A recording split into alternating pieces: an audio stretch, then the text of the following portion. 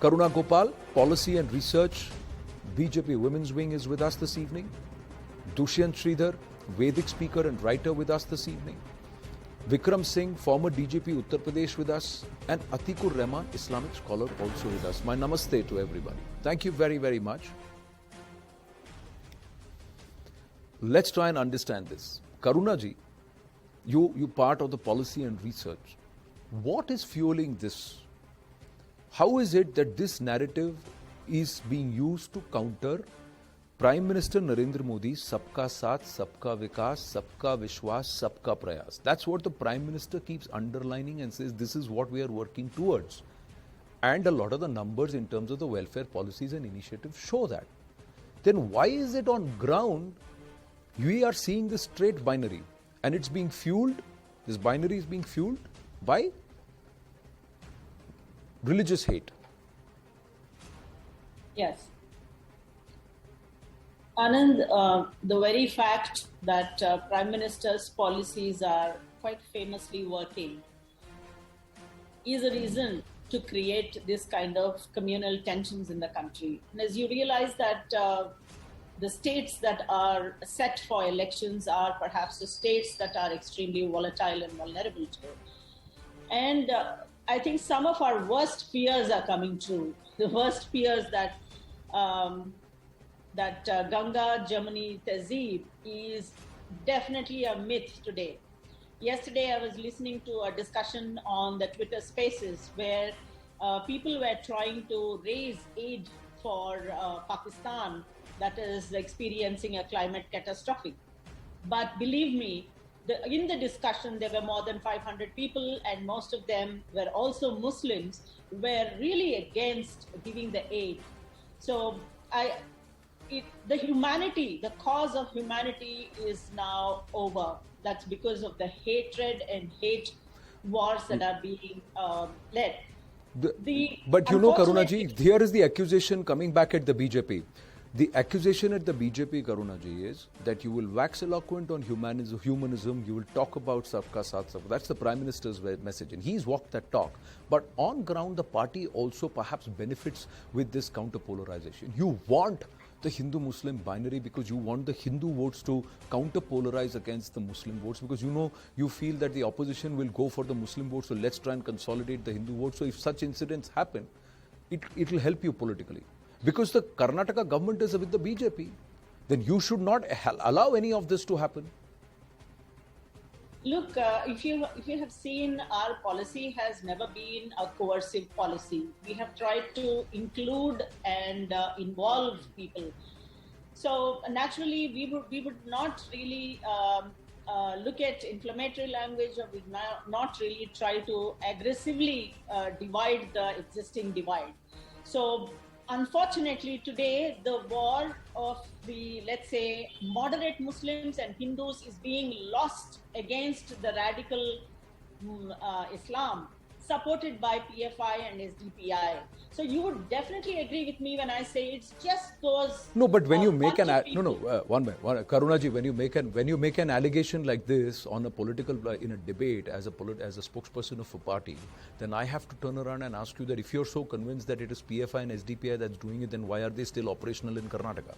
Where is the crackdown? If there is a political motive behind this, how is it that it's not been exposed by the law and order machinery and not proven in courts yet, and these people and these entities banned? These leaders charged with UAPA and put behind bars. That's not happened. Look, over the years, if you have seen, the spread of SDPI and the PFI has happened over the years under the Congress rule, and they have really ensconced themselves quite comfortably in most states across. And most of the criminals have been let out by the earlier dispensation.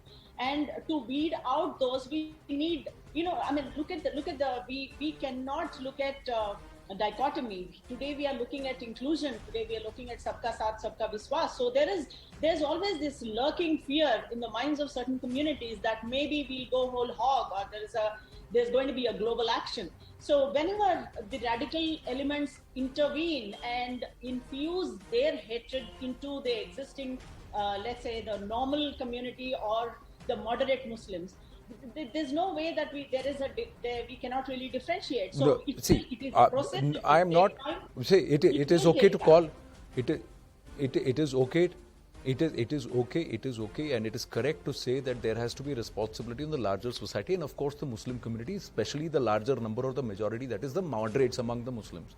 Now, first up, we have to look at Muslims as the second largest majority and not the minority. That's another mindset. But the other point is, when I'm coming to law and order and intelligence, when these activities were happening, when during Ram Navami celebrations there were instances of Sartan Se Juda being shouted, why was the crackdown not done on radicals then? Where is the action that's been taken? The Chief Minister and the Home Minister of the state said, we can't investigate, let's give it to the NIA. And initially the cops tried to bury it as a local internecine matter. They didn't even look at it from the angle that the NIA charge sheet is pointing out to now. So these are genuine concerns, and you have to address them, because if you are making the talk, then you have to walk the talk. Your local leadership and the governments in the states have to walk the talk. It cannot be just the PM, because the captain eventually will be only as good as the team. No, you will have to admit that you will have to accept that there is a process to follow, and we cannot crack the whip just like that. So there is a process being followed, and NIA has been activated, and it's come out with a report, and the report is quite glaring, and it's a hate crime. So we will perhaps have to be now more careful in our policy and in our planning in terms of preventive action and predictive policing, perhaps. But in fact, I was just thinking today that just like how we have the aspirational districts identified, I think in India we need to quickly have those communally vulnerable districts identified, and we have to be extremely cautious in those areas. And unfortunately, as you know, our soft terror ecosystem is so hardened and so mature that today all kinds of people are strengthening that ecosystem. Today, they right from authors to columnists to including comedians are creating a highly inflammable environment. So we have to go about the whole thing if they are creating it, if they are creating it, then they are doing it on turfs or on places where law and order is a state subject, and such very clearly indiscretions and such flirting with the freedom of speech can be cracked down upon if the intent is there. That's why I keep coming back to this aspect, that somewhere there is this feeling that the BJP also tends to benefit from these kind of activities, because it helps them this is the allegation. The allegation it helps them consolidate the Hindu vote. Now you believe that is not true, then you have to walk the talk to come down and prove it on ground. We stand to lose quite a bit. So we'll take that point, but sorry. See, everybody stands to lose.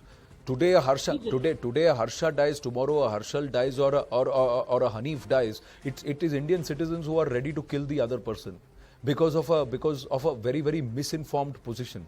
Now, if they believe that CA, NRC is the hatred stems from there, then again that's another point, Karuna ji, that the government has been inept at being able to counter a narrative that is vicious and devious.